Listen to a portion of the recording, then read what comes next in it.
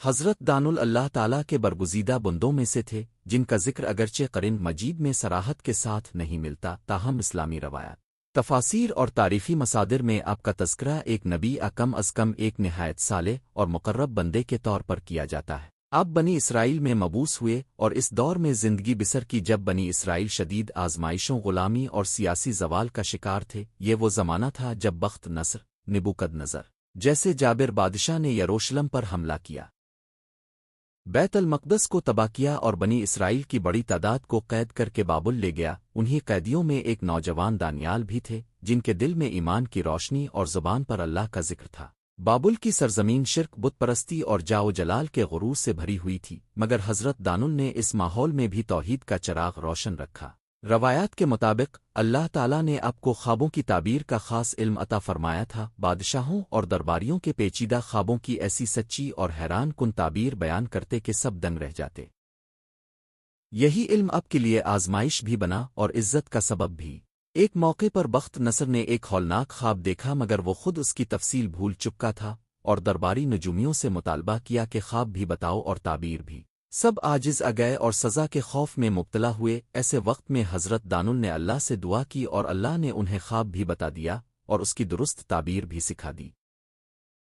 جب انہوں نے بادشاہ کے سامنے وہ خواب بیان کیا اور اس کی تعبیر کھول کر رکھ دی تو بادشاہ حیرت زدہ رہ گیا، اور اس نے دانیال کو دربار میں عزت کا مقام دیا۔ مگر حضرت دانل نے اقتدار اور مقام کو کبھی دل میں جگہ نہ دی، بلکہ ہمیشہ اللہ کی بندگی کو ترجیح دی۔ اب لوگوں کو توحید، صبر اور آخرت کی تیاری کا درس دیتے۔ آپ کی زندگی کا ایک مشہور واقعہ یہ بھی بیان کیا جاتا ہے کہ بعض درباریوں نے آپ کی مقبولیت سے حسد کیا اور بادشاہ کو آپ کے خلاف بھڑکایا۔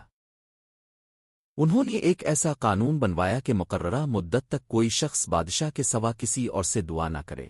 حضرت دانل نے اس ظالمانہ حکم کو ماننے سے انکار کر دیا، کیونکہ ان کے نزدیک عبادت صرف اللہ کا حق تھی۔ چنانچہ انہیں سزا کے طور پر شیروں کی بھٹی یا غار میں ڈال دیا گیا۔ مگر اللہ نے اپنے نبی کی حفاظت فرمائی۔ شیر آپ کے قریب آئے مگر نقصان نہ پہنچایا، وہ آپ کے گرد ایسے بیٹھ گئے جیسے فرمانبردار مخلوق ہو۔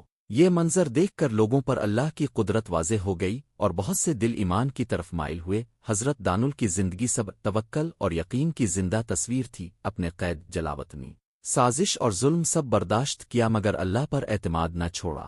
اسلامی روایات میں یہ بھی ملتا ہے کہ بعد کے ادوار میں جب مسلمان عراق کے علاقے میں پہنچے تو حضرت دانل کی لاش مبارک تر و تازہ حالت میں ملی۔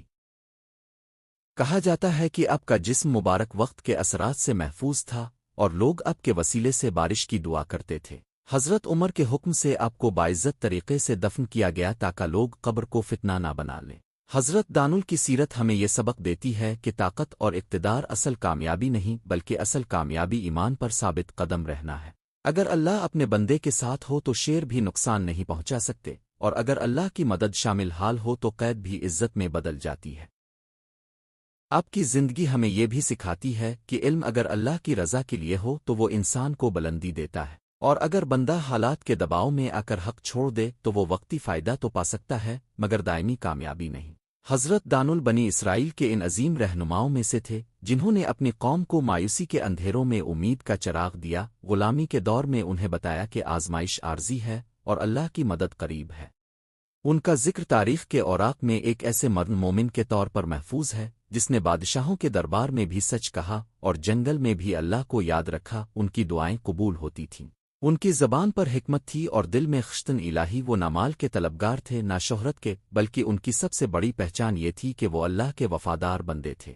حضرت دانل کی پوری زندگی اس بات کی دلیل ہے کہ ایمان کا چراغ اگر دل میں روشن ہو تو دنیا کی کوئی آندھی اسے بجھا نہیں سکتی۔ آج بھی جب ہم ان کا واقعہ پڑھتے ہیں تو ہمیں یقین، صبر اور توکل کا سبق ملتا ہے۔ ہمیں یاد آتا ہے کہ حالات چاہے کتنے ہی مشکل کیوں نہ ہوں، اللہ پر بھروسہ رکھنے والا کبھی تنہا نہیں ہوتا، اور جو شخص سچ پر قائم رہے اللہ اسے ایسی عزت دیتا ہے